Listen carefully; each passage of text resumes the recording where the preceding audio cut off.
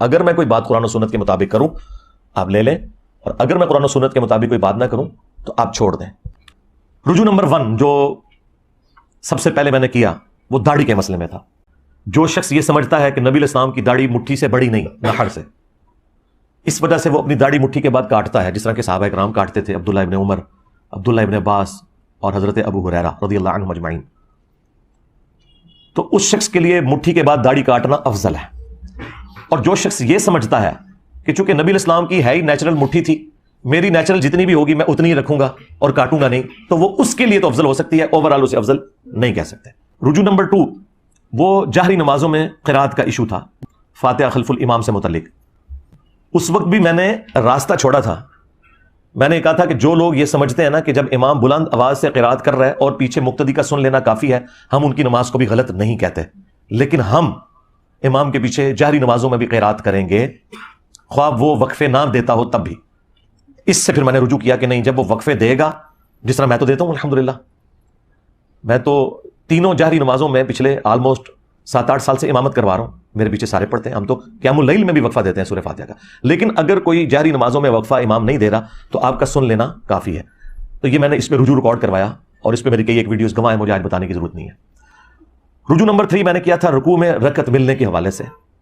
کہ رکوع میں جو رکعت ملنے کا ایشو ہے اس میں تفرد ہے صرف امام بخاری رحمۃ اللہ علیہ کا اور چند اہل حدیث کا، ادروائز اہل سنت کے چاروں ائمہ، امام ابو حنیفہ، امام شافعی، احمد بن حنبل، امام مالک اور اہل تشیع بھی، یہ سب کے سب قائل ہیں کہ رکوع میں رکعت مل جاتی ہے، اور اس کیس میں وہ قیام کے اندر جو قرات ہے وہ ایکسیپشن ہے، اللہ تعالیٰ نے معافی دی ہوئی ہے۔ عبداللہ ابن مسعود رضی اللہ تعالیٰ عنہ کے ساتھ ایک بندہ نماز پڑھ رہا تھا تو وہ رکوع میں ملا اور اس نے سلام پھیرنے کے بعد اپنی ایک رکعت مکمل کی، تو ابن مسعود نے اسے پکڑ کے بٹھا دیا کہ تیری نماز مکمل ہو چکی ہے، رکوع میں رکعت مل جاتی ہے۔ رجوع نمبر 4 میں نے کیا تھا وہ باپا جانی کے حوالے سے، اور میرے ایک دوست نے مجھے کہا جی میرے پاس ایک ویڈیو آئی ہے جس میں انہوں نے کہا کہ اگر آپ کی چپل الٹی ہو جائے، یعنی اس کا تلوا آسمان کی طرف ہو جائے، تو آپ نے وہ چپل سیدھی نہیں کرنی۔ تو میں بھی جناب پھر بغیر ٹکٹ کے ان کے اوپر چڑھ دوڑا، ویڈیو ریکارڈ کروا دی۔ وہ جب ویڈیو 4-4.5 لاکھ پہ پہنچ گئی، اور مجھے کچھ لوگوں نے بتایا کہ جناب انہوں نے تو ویڈیو میں بالکل الٹ بات کی ہوئی ہے، جو آپ کہہ رہے ہیں وہی بات انہوں نے کی ہوئی ہے۔ پھر میں نے اس کے اوپر وہ ویڈیو بھی ڈیلیٹ کروائی، اس پہ رجوع بھی ریکارڈ کروایا اور معذرت کی میں نے۔ 5واں جو میرا رجوع تھا وہ 12 ربیع الاول کے روزے سے متعلق، آلموسٹ 8 سے میں نے 11 سال پہلے ویڈیو میں کہا تھا کہ 12 ربیع الاول کا آپ روزہ اگر رکھ لیں تو یہ جائز ہے، لیکن پھر بعد میں میری توجہ اس حوالے سے دلوائی گئی کہ سوموار کا روزہ تو ثابت ہے صحیح مسلم میں،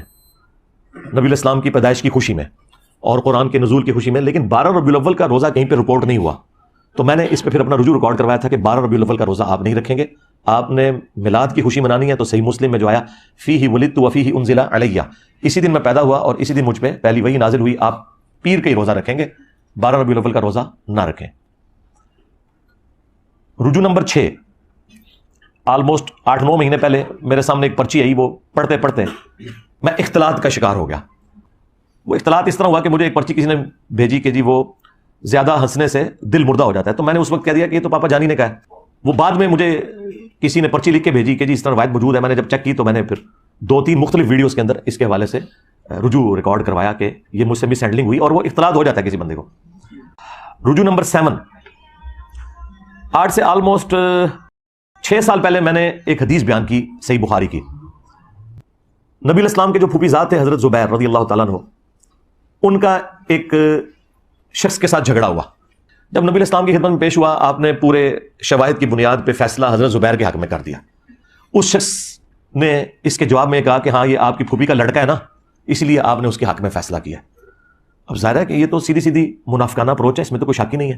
پھر اس پہ ترا یہ کہ اس پہ قرآن کی آیت نازل ہوئی کہ یہ اس وقت تک مومن ہی نہیں ہو سکتے کہ جب تک اپنے ہر فیصلے میں اے اللہ کے نبی آپ کو اپنا حاکم نہ مان لیں، اور پھر اپنے دل میں بھی کوئی تنگی محسوس نہ کریں اس فیصلے پہ۔ رسول اللہ کے کیس میں آپ دل میں بھی اگر خیال لے کر آئے کہ میرے ساتھ زیادتی ہوئی ہے، ایمان سے فارغ۔ یہ آیت نازل ہوئی اس موقع پہ، تو میرا رزلٹ بالکل جینون تھا، میں نے کہا کہ وہ منافق تھا۔ اب جب میں نے بولا یہ منافق تھا تو قرائن کے مطابق تھا۔ تو ایک ہفتے کے بعد ایک اسٹوڈنٹ ہمارے آئے، انہوں نے وہ پبلک سیشن جو تھا مجلس ریکارڈ ہونے سے پہلے ہی مجھے کہا کہ جی علی بھائی آپ نے جو بیان کیا وہ تو منافق نہیں تھا۔ میں نے کہا نہیں وہ منافق تھا، وہ قرآن میں آیات نازل ہوئی ہے کہ تم مومن نہیں ہو سکتے، تو قرآن نے اسی کو منافق کہا ہوا ہے نا، بالکل قرآن تو یہی بتا رہے ہیں نا، اس موقع پہ نازل ہوئی ہے۔ اس نے کہا نہیں جی اس کا ایک طریق بخاری میں دوسری جگہ ہے، اس میں الفاظ ہیں ایک انصاری صحابی،